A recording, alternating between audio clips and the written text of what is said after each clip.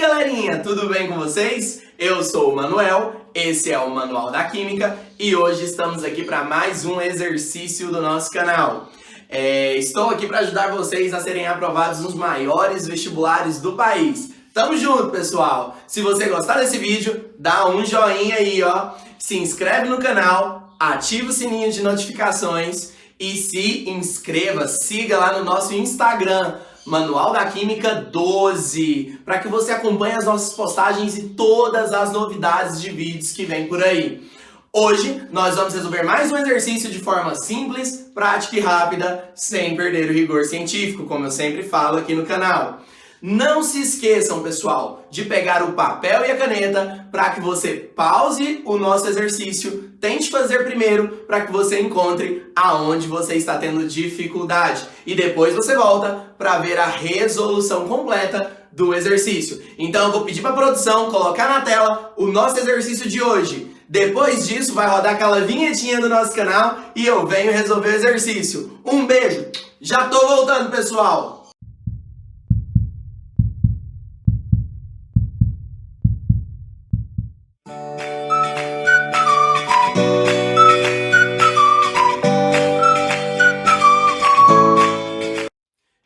Eu tô de volta e agora nós vamos resolver esse exercício aqui, ó, do Enem de 2019 sobre lei de Hess. Vem comigo que eu vou ler o exercício com você e te ajudar a interpretar. Bora lá! Glicólise é um processo que ocorre nas células, convertendo glicose em piruvato. Durante a prática de exercícios físicos que demandam grande quantidade de esforço, a glicose é completamente oxidada na presença de gás oxigênio. Entretanto, em alguns casos, as células musculares podem sofrer um déficit de oxigênio e a glicose pode ser convertida em duas moléculas de ácido lático. Ou seja, ele falou do metabolismo aeróbico, que é quando tem oxigênio, e do metabolismo anaeróbico, que é quando você tem a deficiência de oxigênio. E aí você vai produzir, nesse caso, como citou no exercício, ácido lático.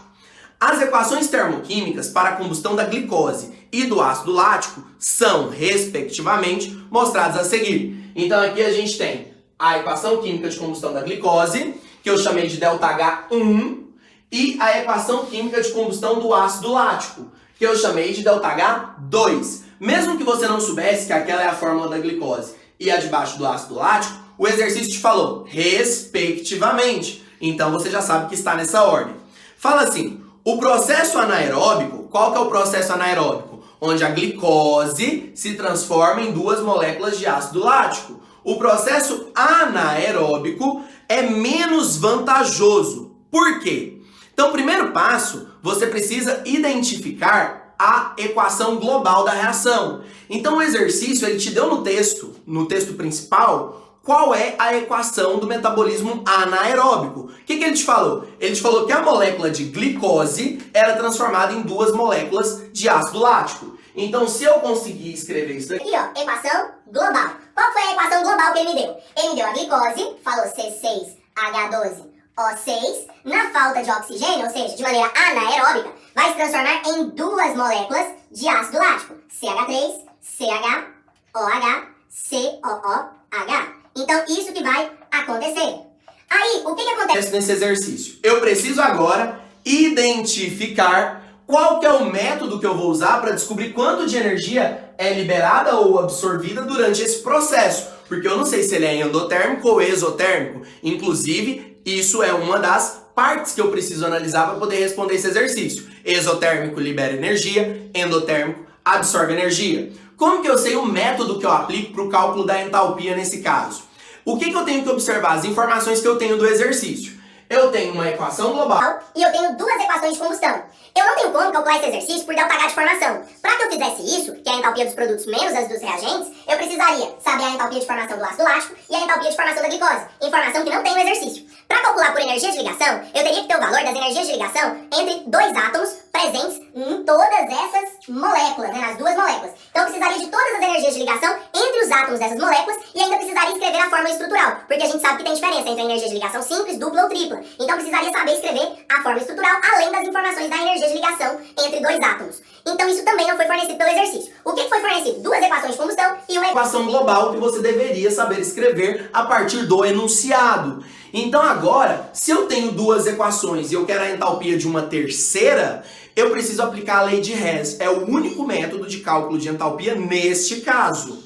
Então o que eu vou fazer? Para aplicar a lei de Hess, eu preciso trabalhar com essas duas equações como se elas fossem equações matemáticas, e aí eu vou conseguir transformar essas duas primeiras equações nessa equação global. Para que eu faça isso, eu vou procurar os elementos da minha equação global que estão nas minhas outras equações. Então, por exemplo, a glicose. Em qual equação que a glicose se encontra? A glicose se encontra na primeira equação. Quando eu vou aplicar a lei de Hess, eu preciso aplicar operações matemáticas para que o elemento dessa equação, que eu conheço a entalpia, que eu conheço o ΔH, para que ele fique, para que essa substância fique no mesmo membro da equação. O que é membro? Reagente antes da seta, produto depois da seta. Essa substância precisa estar no mesmo membro e com o mesmo coeficiente. No caso da glicose aqui, tá tudo de boa. Por quê? Olha a glicose na equação global, está no reagente. Olha a glicose na minha equação que eu conheço, ΔH, reagente. Qual que é o coeficiente? O coeficiente, quando não aparece, é porque é 1. E aqui não aparece também, é 1. Então eu tenho ela no mesmo membro, com o mesmo coeficiente. Então a primeira equação, eu não preciso fazer nada com ela. Eu vou manter a minha primeira equação. Ela está ok para o meu exercício. Agora a segunda equação eu vou analisar. Vamos ver o que eu tenho que fazer.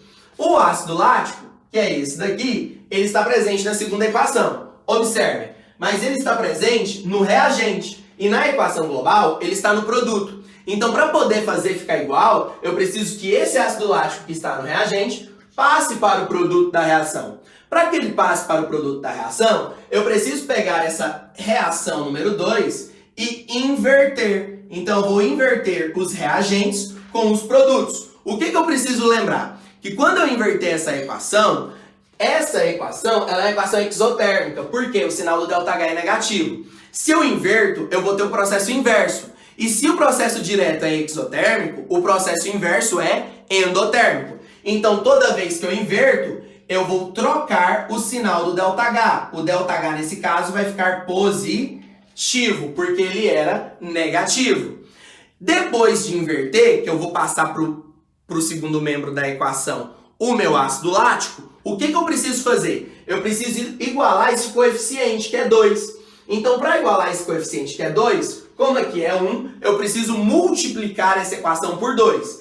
Aí eu não posso esquecer da seguinte situação. O que acontece? Eu preciso multiplicar por 2 e eu vou multiplicar a equação inteira.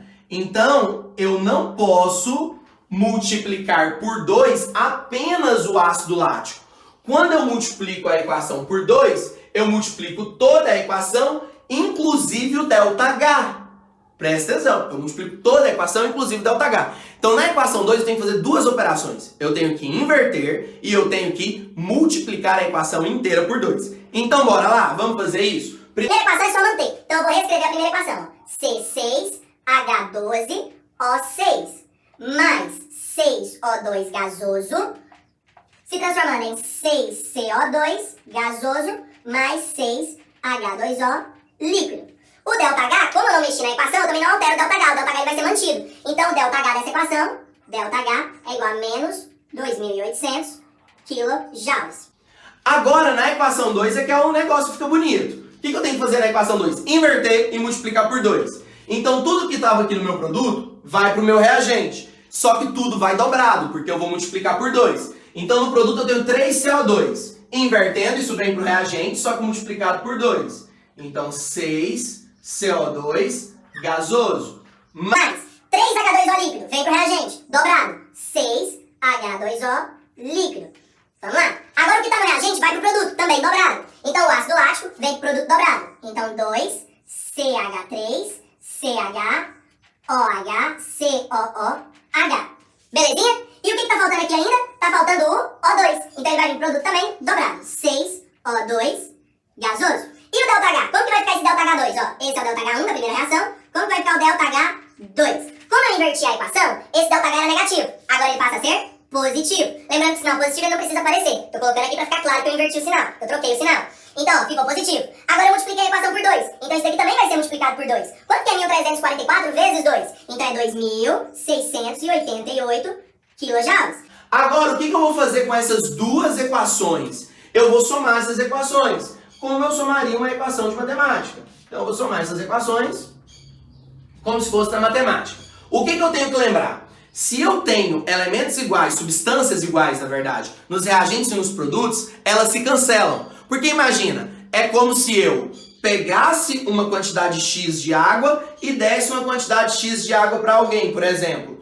Eu fiquei igual. Eu peguei uma quantidade de água, dei a mesma quantidade de água, então no final eu fiquei sem água, do mesmo jeito que eu tinha antes. Então se uma molécula está no reagente com uma determinada quantidade e no produto com essa mesma quantidade, é como se aquela molécula não tivesse participado daquilo ali. Então eu posso eliminar. Então o que dá para eliminar aqui na minha equação? Ó, eu tenho 6CO2 no reagente da segunda equação e eu tenho 6CO2 no produto da primeira equação. Cancela. Eu tenho 6H2O no reagente da primeira equação e eu tenho 6H2O no produto. Cancela. Outra observação, para que eu cancele isso, o estado físico tem que ser o mesmo, porque a quantidade de energia varia com a mudança do estado físico. Então eu não poderia cancelar 6 águas líquidas com 6 águas gasosas. Como as duas são líquidas, eu posso cancelar. Isso é uma dica, porque tem que prestar atenção. 6O2 gasoso. Cancelo, porque aqui também eu tenho 6O2 gasoso. E olha, parecendo mágica, olha o que sobrou no exercício. C6H12O6, certo? Sólido, formando 2CH3CHOH, Então, formou uma molécula de glicose e formou duas de ácido lático. Aqui, ó, sólido. Coloquei o estado físico errado. Então, o que aconteceu? Uma molécula de glicose formou duas moléculas de ácido lático. Então, agora eu consegui obter a mesma equação da minha equação global. Bacaninha, né? Então, se eu obtive a mesma equação somando essas duas, o meu ΔH dessa reação de baixo é a soma dos outros dois ΔH. Então, bora lá somar? Então, eu tenho que o ΔH dessa reação é igual ao ΔH1 mais o ΔH2. Quanto que vale o meu ΔH1? O meu ΔH1 vale menos 2.800. Mais o ΔH2, ó, o sinal mudou e ele dobrou. Então, vale 2.688. Então, ΔH dessa reação vai ser quanto? Menos, sinais diferentes, subtraído ao sinal do maior. Menos 112 kJ. Como o sinal é negativo, significa que essa reação ela é exotérmica, ou seja, ela libera energia para o ambiente. Igual às outras de cima aqui, ó. Todas deram exotérmica. As informações do exercício eram exotérmicas e a resposta foi exotérmica. Coincidência, a resposta poderia ser endotérmica, não tem problema nenhum, tá bom? Agora, o que a gente tem que entender? No metabolismo, o nosso objetivo é produzir energia para o nosso organismo utilizar essa energia. Então, se eu tivesse o açúcar sofrendo um metabolismo aeróbico com oxigênio, eu teria produzido, ó, menos 2.800 kJ de energia. Lembra, esse sinal negativo significa energia produzida, ou seja, eu liberaria essa quantidade de energia para o meu corpo usar. Como eu estou usando o metabolismo anaeróbico, ou seja, a glicose está virando ácido lático, essa energia produzida está sendo menor, está sendo só de 112. Então, meu organismo está tendo menos energia para utilizar. Então, isso mostra que o processo anaeróbico é menos eficiente para produzir energia do que o aeróbico. Isso o exercício afirma. Por quê? Porque nesse processo libera-se, 112 kJ de energia por 1 mol de glicose, que é a quantidade que está aqui na nossa equação. Espero que vocês tenham gostado do vídeo, pessoal.